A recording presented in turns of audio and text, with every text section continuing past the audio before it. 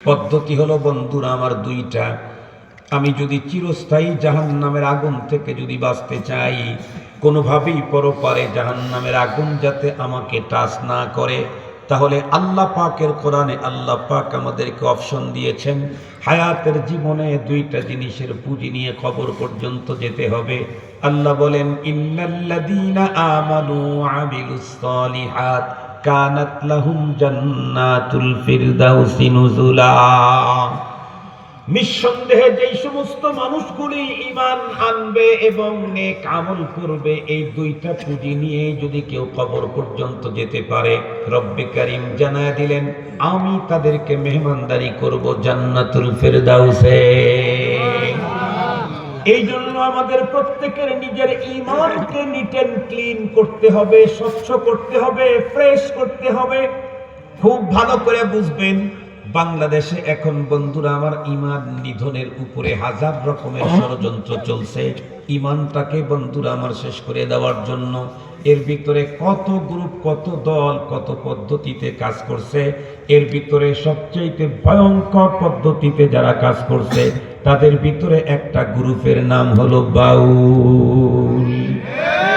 এই বাউল ফাউলদের বক্তব্য আমাদের তো এতদিন অনেকেরই অগোচরে ছিল, আমরা ভাবতেই পারি নাই বাংলাদেশে এত উলামায়ে কেরাম, দ্বীনি এত কাজ, তার ভিতরে এখনো বাউলের মতো জাহান্নামের কীট নরধম এখনো পর্যন্ত এদেশের শিক্ষিত মানুষের সামনে এই জাতীয় ভয়ঙ্কর বিভৎস কথা আল্লাহ সম্পর্কে, দ্বীন সম্পর্কে বলতে পারে।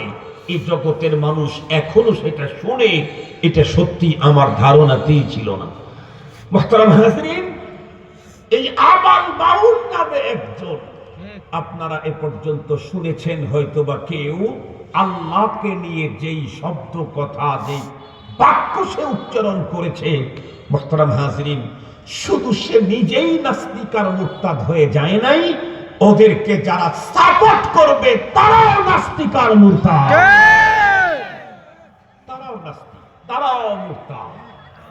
রব সম্পর্কে এমন ভয়ঙ্কর কথা, এই রকমের বিভৎস ভয়ঙ্কর, কি বলবো, নোংরা শব্দ আল্লাহ সম্পর্কে ব্যবহার অতীতের কোন কাফের করেছে কিনা জানি না, মনে হয় না। নমরুদেও মনে হয় এত ভয়ঙ্কর বিভৎস কুরুচিপূর্ণ শব্দ আল্লাহ সম্পর্কে ব্যবহার করে নাই। হয়তো সে নিজে রব হওয়ার দাবি করেছে ফেরাউন, কিন্তু রবের ব্যাপারে এই জাতীয় কথা সে কখনো বলেনি, যে জাতীয় কথা এখনকার বাউলদের মুখ থেকে বের হয়। মুসলমান ভাইরা রে আমার, খুব ভালো করে বুঝবেন, শুধুই বাউল ফাউলদের দ্বারাই ঈমানের উপরে আক্রমণ তাই নয়। আমরা প্রত্যেকেই জানি বর্তমান পৃথিবীর ভিতরে ঈমানের উপরে আক্রমণকারী আরো একটা ভাইরাসের নাম হলো কাদিয়ানি ভাইরাস। এই কাদিয়ানি ভাইরাস বন্ধুরা আমার হাজার হাজার মানুষের ঈমানকে শেষ করে ফেললো। এই রকমের আরো অনেক ভাইরাস আছে, তার ভিতরে একটার নাম আহলে কোরআন ভাইরাস। আহলে কোরআন নামে একটা দল, একটা ভাইরাস এখন বাংলাদেশের ভিতরে এসেছে, এবং এই জায়গাতে দেখবেন সবচেয়ে বড় বড় ইংরেজি শিক্ষিত লোকেরা এই জায়গায় আছে। এটাও বন্ধুরা আমার ঈমান বিধ্বংসী ভাইরাস। খুব ভালো করে বুঝবেন কথাগুলি। আল্লাহ পাক রব্বুল আলামিন ঈমানদারদেরকে দেখে আদর সোহাগ ভালোবাসা দিয়ে জানায়া দিলেন, ওয়ার্ডার করলেন, ইয়া আইয়ুহাল্লাযীনা আমানু কু আনফুসাকুম, ও ঈমানদার, প্রথম তুমি তোমার নিজের জীবনটাকে জাহান্নামের আগুন থেকে নিজেকে বাঁচাও। আপনারা যারা বিমানে উঠেছেন তারা অবশ্যই জানেন, বিমানের ভিতরে ওঠার পরে যখন ক্লোজ, বন্ধুরা আমার, ডোর যখন ক্লোজ করে দেয়, দরজা যখন বন্ধ করে দেয়, বিমান ছাড়ার আগে আগে বিমানগুলো বন্ধুরা আমার দাঁড়িয়ে কিছু কথা বলতে থাকে। বড় বিমান হলে সামনের মনিটরের ভিতরে একটা দৃশ্য দেখাইতে থাকে। ওইখানে যেই সমস্ত দিক নির্দেশনা যাত্রীদেরকে দেওয়া হয়, তার ভিতরে একটা নির্দেশনা দেয়, কখনো যদি আমাদের বিমানের ক্যাম্পাসের ভিতরে, বিমানের ইসের ভিতরে যদি কখনো যদি অক্সিজেন শর্ট হয়ে যায়, সাথে সাথে উপর থেকে অক্সিজেন মাস্ক ভিতরে এমনি নেমে পড়বে।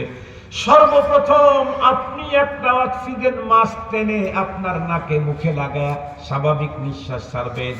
এরপরে আপনার পাশে যে ছোট্ট শিশু অথবা আরেকজন আছে তাকেও মাস্ক পরতে সহযোগিতা করবেন। কেন এ কথা বলা হয়? কারণ হলো আমি যদি প্রথমেই আরেকজনকে পড়াইতে যাই আর এই টাইমে যদি আমার বন্ধুর আমার অক্সিজেন কমপ্লিট শর্ট হয়ে যায়, তাহলে আমিও মরে যাব, পাশের জনকে সহযোগিতা করার কোনো যোগ্যতাও তখন আর থাকবে না। এই জন্য প্রথমে তুমি তোমার নিজের নাকে মুখে মাস্ক লাগাও, এরপরে তুমি আর একজনকে মাস্ক লাগাইতে সহযোগিতা করো। রব্বুল আলামিন বলে দিলেন কু আনফুসাকুম, আগে তুমি তোমাকে জাহান্নামের আগুন থেকে বাঁচাও, ওয়া আহলিকুম নারা, তুমি নিজেই যদি জাহান্নামের আগুন থেকে বাঁচতে না পারো আর একজনকে এই সাবজেক্টে সহযোগিতা করবার কোনো সুযোগ থাকবে না।